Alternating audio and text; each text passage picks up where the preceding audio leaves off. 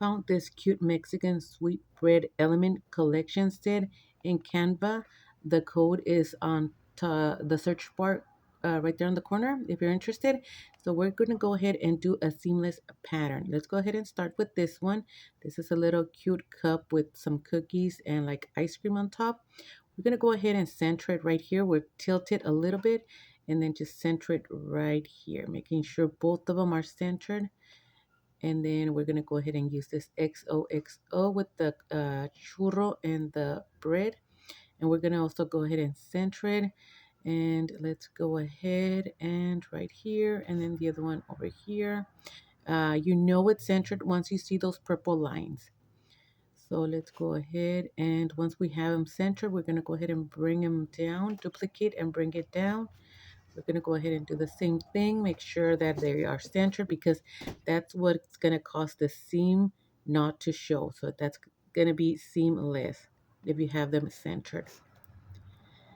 Okay, once we have that, we're going to find more of our elements that we want.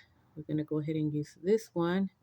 This one we're going to go ahead tilt a little bit and center it on the top and bring it down, duplicate it and bring it down and center it at the bottom as well to match. Once we have that, we'll go ahead and bring this cutie right here. I'm debating on which one to use. We're going to bring this one down. So I guess I'm going to use this little piggy right here. Tilt it a little bit, center it right here. And once we have a center, we're going to find some more elements to put around the piggy right here. Let's see what else we find from our this element collection. I have this churro to choose from. I don't know if I want to use that. I already have the XOXO with the churro, so I'm going to go ahead and do the little mini concha right here. Right here, I'm going to place it, tilt it a little bit, duplicate it, and move it to the other side. And we need one more element to choose. Let me see. Let's go check here what we find. And there we go. We'll go ahead and use this one, shrink it a little bit, adjust the sizing, and duplicate it as well.